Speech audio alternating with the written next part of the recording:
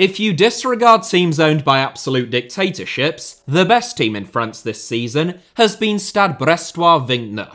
No strangers to the top flight of French football, this is Brest's 18th season in Ligue 1, having first reached the top flight 45 years ago, but they are very much strangers to troubling the upper echelons of what UEFA considers to be the 5th strongest league in Europe.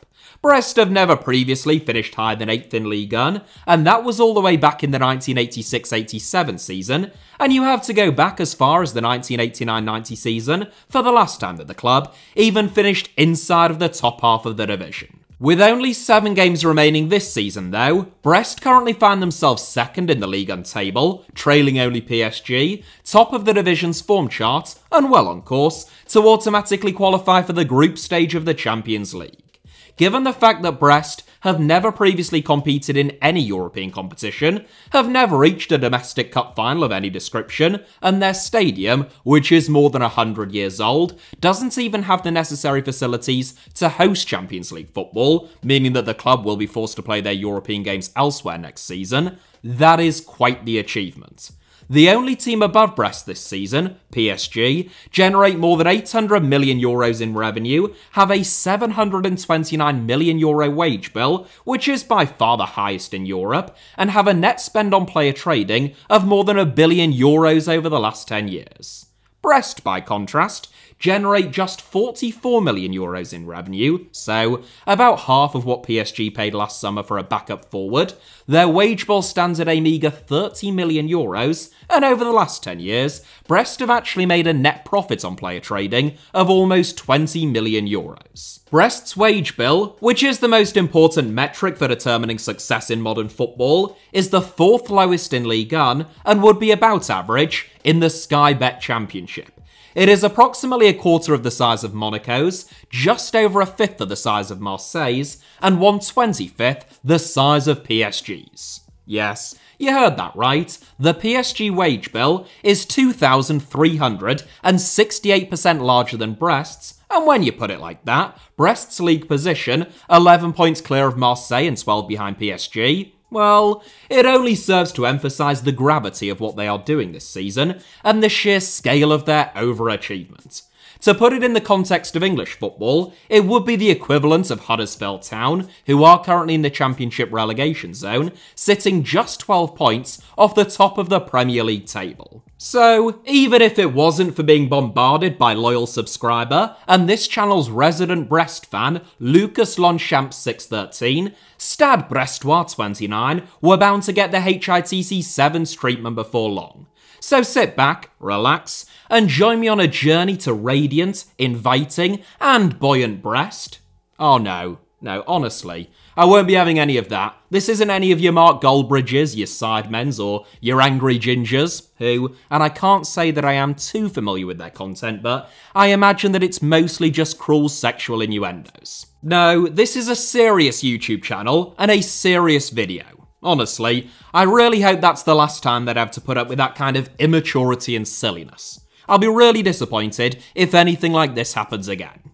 Alright, let's go again, and no silliness this time. So sit back, relax, and join me on a journey to beautiful Brest, who've shown no sign of sagging this season, as we take a look at a football club punching above their weight, like almost no other in Europe, and attempt to figure out just how they've done it. Stade Brestois 29 play their home games here at the Stade Francis Leblay, and it is a stadium which predates the club as it is now known. A lot of foreigners assume that, because of the club's name, Stade Brestois 29 must have been founded in 1929, but that isn't actually the case. Unlike, say, Hanover 96, Schalke 04, Mainz 05, or indeed a great many German clubs and several others scattered around, particularly Western and Central Europe, the 29 in Brest's name doesn't refer to the year in which the club was founded, but rather the local INSEE code of Finistère, which is the department in which the club is based. Stade Brestois 29 was formally founded in 1950 by the merging of not just 2 local clubs, as tended to be the case, but 5 of them. If you're thinking the merging of that many clubs must have turned Brest into powerhouses of the French game, then I'm afraid you would be sorely mistaken. The new club, which inherited all of the structures of American de Brest, founded in 1903, started out in the amateur district leagues in what was officially the 9th tier of French football overall. In their first season, Brest went invincible, winning 24 out of their 25 league games and drawing the other one, scoring 127 goals and conceding just 16, en route to one of the most emphatic title wins that post-war regional French football had ever seen. In fact, Brest won promotion in each of their first 3 seasons following that 5-team merger, climbing up into the Division d'Honneur, now known as the Regional 1, which sits at level 6 in the French football pyramid. In the late 1950s, Brest were promoted again up into the Championnat de France Amateur, or CFA, despite finishing second, after the team who finished first declined promotion, but in the early 60s, Brest suffered their first relegation. It wasn't until the 1970s that Brest reached Ligue 2 for the first time, and finally, in 1979, they won promotion to Ligue 1. Brest's maiden Ligue 1 campaign was a baptism of fire, as they only won 4 games all season, conceded a mammoth 87 goals, and finished dead last. But they licked their wounds, and the following season, they were back in the big time once again, following an immediate promotion. Prior to this season, the 1980s constituted the glory days for Brest, as they spent 7 successive seasons in the top flight, finishing as high as 8th. Impressive as that was, relative to Brest's past, even when they achieved that record-high 8th place finish in 86-87, Brest were 13 points off top spot and only 9 above the relegation zone. That's not to diminish that achievement, but rather just to emphasise quite how unprecedented Brest's current campaign is, as they sit pretty up in 2nd place, 11 points above Marseille and 24 points above the drop zone. It is a radical transformation, not just from Brest's overall past, especially given that they dropped into the amateur 4th tier again in the late 1990s, but even just from last season. Less than a year ago, Brest were in the Ligue 1 relegation zone. When Armenian head coach Michel de Zakarian was dismissed in October 2022, Brest were dead last. They had won just 2 games all season, and their dreadful run of form included humiliating 4-1 and 7-0 defeats against de Zakarian's former clubs, Nantes and Montpellier. Club legend Bruno Grugier replaced de Zakarian as caretaker boss for the next 3 months, although there were only actually 6 games during that time due to the enforced 2022 World Cup break. That gave Brest owner and president Denis Lasson, and particularly the club's long-term sporting director, Gregory Lorenzi, plenty of time to decide upon a permanent appointment, but when they finally made that decision, not everyone was entirely convinced. Eric Roy, who made more than 400 league appearances during his playing days for the likes of Lyon, Marseille and Sunderland, was hired on a short-term deal until the end of the season. Roy's appointment raised 1 or 2 eyebrows, principally because he had only spent 20 months working in management overall, exclusively at Nice, and that came well over a decade ago. For a team inside of the relegation zone, still only with 3 wins to their name all season, it seemed like an incredibly risky appointment. Roy had perhaps been put off returning to first-team management because his time at Nice came to a rather acrimonious end. Initially employed as a director of development and public relations, then as a sporting director, and eventually head coach, Roy was dismissed for serious misconduct in May 2012, after he had already stepped down from his role as head coach and was back working as a sporting director, accused of taking a 12-day trip to Argentina with an unlicensed agent despite opposition from management and without prior preparation. Roy contested his misconduct dismissal and was eventually awarded €300,000 for wrongful dismissal after a year going through the courts. Roy didn't disappear off the face of the earth following that legal process. In fact, while it was still ongoing, he became a consultant for the sports channel beIN Sports, a role which he retained for the next 5 years. In 2017, Roy returned to football administration, appointed as a director of football by Lens, who were in Ligue 2 at the time. Following 2 years at Lens, Roy was appointed to a similar position by Watford, who were rooted to the foot of the Premier League table at the time. He was tasked with acting as a conduit between the club's players, coaches and senior management, ensuring that day-to-day operations were carried out smoothly, and potentially aiding recruitment efforts, particularly from France, a market which he knew so well. Watford actually enjoyed a stunning turnaround following Roy's arrival, which coincided with the appointment of Nigel Pearson, but it would be very short-lived. Within just a couple of months, all football in the UK, and pretty much everywhere else, was grounded to a halt due to the spread of COVID-19. Players went into lockdown, Watford didn't sign a single player from France in the January, and when football finally returned, so too did Watford's horrendous form. The Hornets were relegated in 19th place, and Roy duly departed, sufficiently scarred by the experience that he returned to television, this time as a consultant for France Télévisions, where he also commented on games, again, to significant controversy in France due to his alleged bias and lack of impartiality during games, most notably in the 2022 Coupe de France final. But that was it. That was the sum total of Roy's experience, not having actually managed a football club in more than 11 years, when he was tasked with getting Brest out of a relegation battle. Any doubts about Roy's ability to do that job, though, were very quickly dispersed. Brest didn't lose any of Roy's first 5 games in charge, which included hosting Lille and title challengers Lens, as well as a trip to Lyon. Attacking fullbacks Bradley Locco and FIFA legend Kenny Lala were brought in during the January transfer window, along with midfielder Felix Lemarchal on loan from Monaco, forward Albert Ellis, who was borrowed from Bordeaux, and veteran striker Loic Remy, who was signed on a free transfer. Although Brest immediately tightened up under Roy and became much more difficult to beat, they only actually won 1 of his first 8 games in charge. Locco and Lala had changed the dynamic of the Brest team, but Ellis failed to score in 10 games on loan at the club, meanwhile Remy never even played, retiring at the end of the season. Despite the uptick in form and especially performances therefore, with only 6 games of the season remaining, Brest was still inside of the relegation zone. Those draws soon turned into wins though, 4 of them in fact, from Brest's last 6 games alone, including a 2-0 win against rivals Nantes, who had thrashed Brest earlier in that very same season, and a famous 2-1 win away at Marseille. In total, Brest went unbeaten in 82% of their games last season following Roy's appointment, which is a remarkable achievement when you think about it, for a team that was in the relegation zone when he arrived, and they won 55% of them. The end result was an ultimately very healthy 9-point cushion between themselves and the relegation zone, and Roy was rewarded with a richly deserved new 2-year deal until 2025. In some ways, and I loathe to make this comparison because it just seems so inherently lazy coming from an Englishman, Brest's 2023-24 season has a lot in common with Leicester in 2015-16.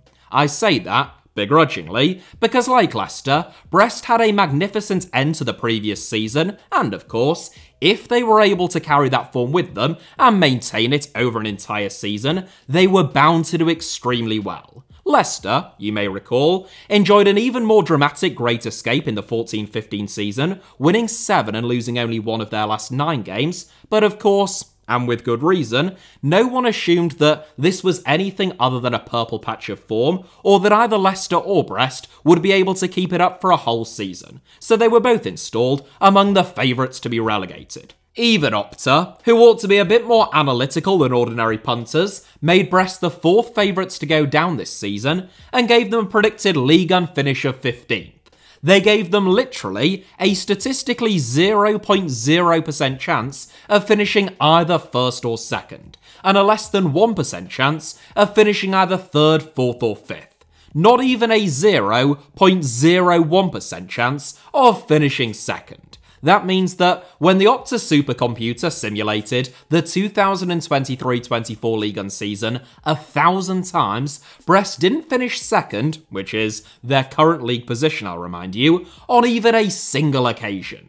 That was only true for 3 other teams, Le Havre, Metz and Nantes, who are currently 14th, 15th and 17th out of 18 teams in Ligue 1, ranging from 22 to 27 points behind Brest. Also like Leicester, Brest lost their player of the season from the previous campaign after only narrowly avoiding the drop. In Leicester's case, that was Esteban Cambiasso, who was fairly capably replaced by N'Golo Kante, you'd have to say.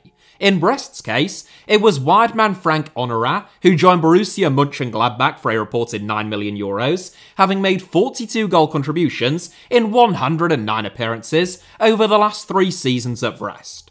To put Brest's finances into some perspective, that is the 4th highest fee that they've ever received, and it is more than the club has ever spent on a new signing. There was no like-for-like replacement for Honorat signed in the summer, as Brest, who have been one of the most consistently profitable clubs in all of Europe over the past decade, turn yet another €5 million profit in the transfer market. Mady Camara and Bradley Locko, both of whom spent either half or all of last season on loan at Brest, were the only 2 players signed for transfer fees, totalling €4 million between them. Jonas Martin and Adrien Lebeau were brought in from Lille and Mannheim on free transfers, meanwhile Martin Satriano, Bilal Brahimi, Julien Le Cardinal, Camry Dumbier, and a familiar face to followers of the Premier League, Jordan Amavi, were all signed on loan. Because of their modest resources, Brest have always had to make use of the loan market, which can make it difficult to build a settled and consistent squad, with so many players coming and going every season. This is a problem not only for Brest, but for a lot of clubs in Ligue 1, especially since the collapse of the MediaPro media rights deal, which left an enormous black hole in every club's finances, which only PSG really had the wherewithal to withstand. In a league that is obsessed with player development, youth, and resale value though, to its credit it should be said, as arguably the most impressive talent factory in Europe in recent years, despite only ranking 5th in UEFA's league coefficients, Brest have bucked that trend. At 27.7, Brest have the 2nd oldest squad in Ligue 1 on average, trailing only Marseille. The experience of players like Kenny Lala, or Lala, but I'm just going to keep saying Lala, Marco Bizot, the brilliantly named Brendan Chardonnay, and most notably Pierre-Lise Melou has proved invaluable to Eric Roy this season. It's not as though Brest, who famously helped nurture French greats like Claude Makelele, David Ginola and Franck Ribéry, as well as handing local-born 1998 World Cup winner Stefan Guvec his professional debut, have neglected youth. 21-year-old Bradley Locko, for example, signed for just €500,000 from Reims in the summer, has already been linked with moves to Chelsea or West Ham, valued at upwards of €15 million. And that kind of development and sale is always likely to be key to Brest's business model, but Roy, and the whole club in fact, have managed to find a very healthy balance of youth and experience. In an incredibly chaotic league, particularly since that MediaPro deal collapsed, where so many teams appear to be undergoing constant and major rebuilds and replacing their entire backroom staff every season, Brest have had an almost unique stability about them. Owner and president Denis Lasson and director of football Gregory Lorenzi have both been in their current positions since 2016, so almost 8 years now, and Lorenzi spent 6 years playing for Brest before that. Managing director Pascal Robert has been at the club for even longer than them. Employed by the club in one role or another since 1995, the 61-year-old is among the longest-serving directors in Ligue 1. Even when Eric Roy came in, he didn't overhaul the club's backroom staff.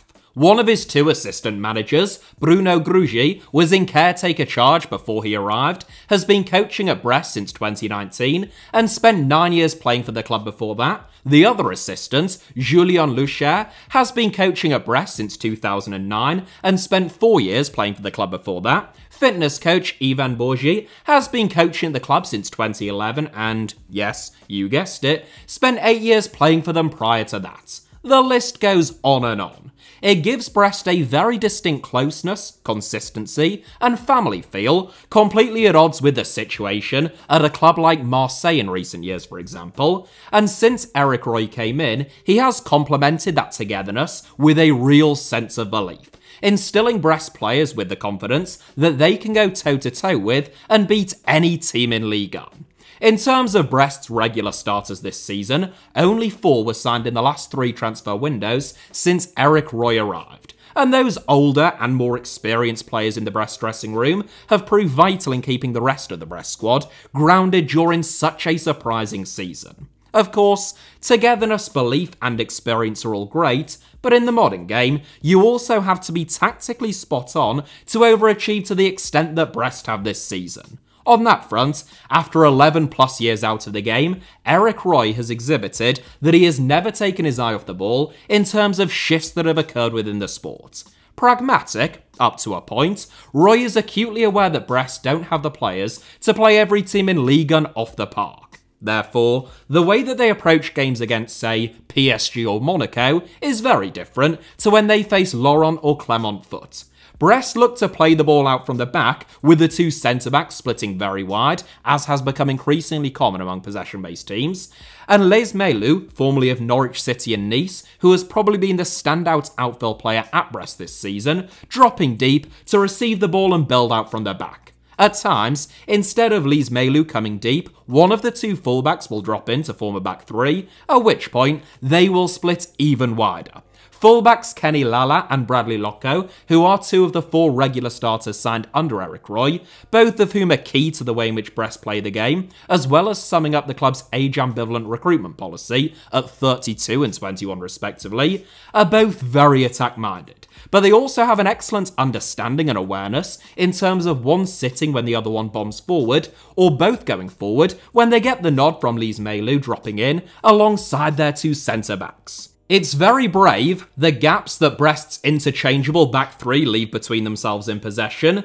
but they are confident about leaving those gaps because they always have a plan B. Brest's two centre-forwards, 23-year-old Martin Satriano, who is on loan from Inter Milan, and club record signing Steve Mooney, who was signed for €5 million from Huddersfield Town in 2020, have shared roughly equal minutes this season. Neither of them have scored many goals, to put it kindly, a pretty miserable 5 goals between them, which is fairly extraordinary given Brest's league position, but they are both about 6'3" tall and absolute monsters in the air.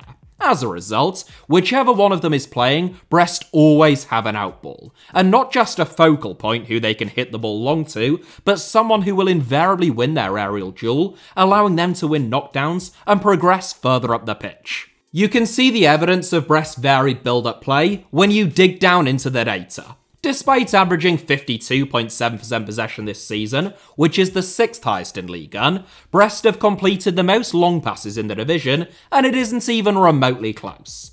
Roy's side have attempted 2,725 long passes in total, which is over 500 more than any other club, and they have completed 1,655 of them.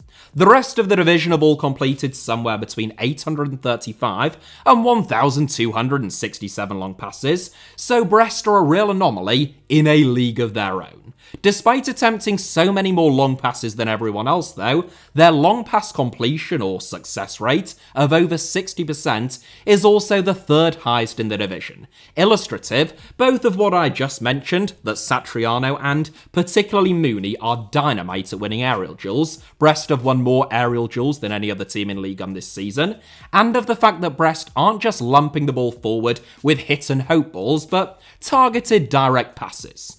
When Brest lose the ball, they're incredibly aggressive in trying to win it back, especially in the midfield third. Brest have made the most challenges in Ligue 1 this season, and only Monaco have won more tackles both overall and in the central third of the pitch. When Brest fail to win the ball back in midfield, as much as they take risks in possession, they're fast and extremely disciplined in getting back in shape and defending narrow. For all of their effective build-up play, short or long, and their discipline and work rate out of possession, as one would expect of a team overachieving quite as much as Brest are this season, they have significantly outperformed their underlying data. Though Brest's expected goals this season of 37.2 puts them in the bottom half in Ligue 1, they haven't actually outperformed that statistic, scoring exactly 37 goals, which is only 2 more than Laurent, who find themselves in the relegation zone. The real outperformance is in terms of conceding goals, where Brest's expected goals against is 28.2, still the 3rd least in the division, but they have only actually conceded 20 goals in 27 games so far this season, giving them a better defensive record than even PSG. The man responsible for that is Brest's number 1, Marco Bizot, who, in my view, has been the club's standout player this season and one of the most impressive goalkeepers in Europe. Only Gianluigi Donnarumma has a higher save percentage than the Dutch international in Ligue 1 this season, who is not only outstanding in terms of the goalkeeping fundamentals, but also in terms of his kicking and all-round distribution. I have painted a rather idyllic picture of Brest, stop that honestly, and their fairy tale season, and for good reason. As the financial disparities in football grow ever wider, it feels as though underdog stories are even more cherished. but the club also faces significant challenges that it would be remiss of me not to mention. The Stade Francis Leblay, opened in 1922, is over 100 years old, and though it has been renovated on many occasions, most recently in 2010, further modernisation up to the standards that Brest require, even prior to their heroics this season, is no longer possible. A full-scale renovation would cost at least €50 million, which is why, for the last few years, Brest have been in the process of building themselves a new stadium. The Stade Brestois, then, named after the street where it is planned to be constructed, will replace the Stade Francis Leblay. Brest isn't massive. Honestly, stop that, this is your last warning.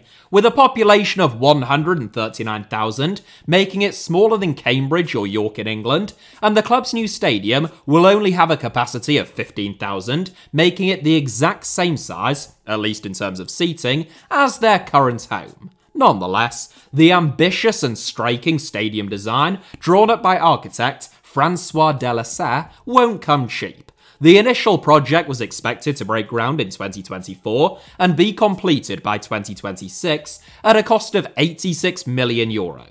The combination of inflation and delays means that the project is no longer expected to get fully underway until 2025, delaying completion until 2027 and increasing the anticipated cost to more than €106 million.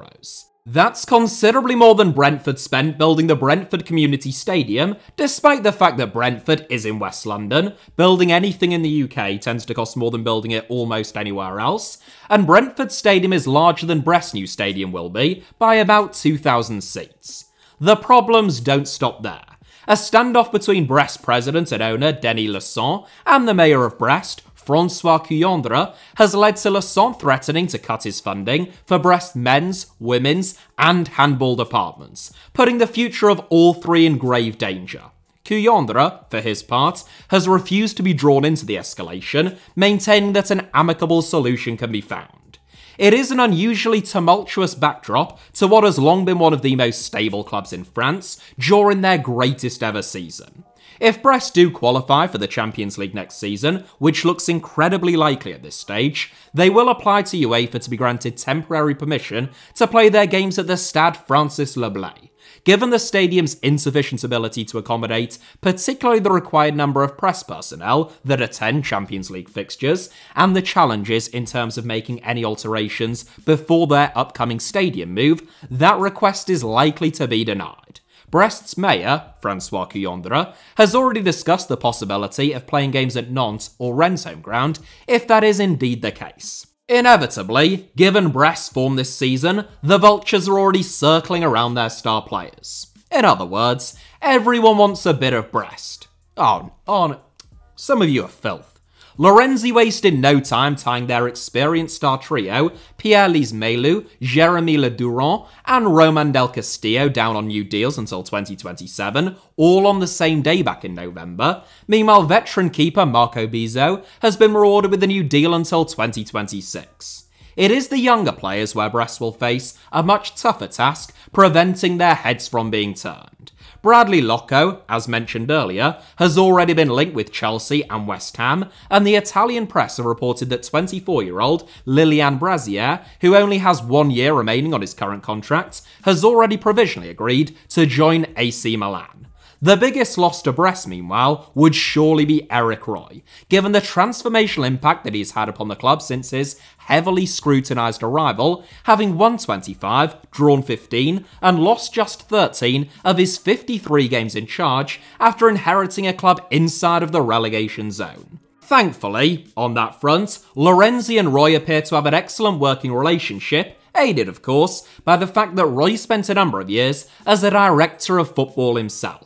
In a season of strangeness around much of Europe, from Bayer Leverkusen and Girona's success to Ajax and Lyon's incredible failures, there has perhaps been no bigger surprise than Brest.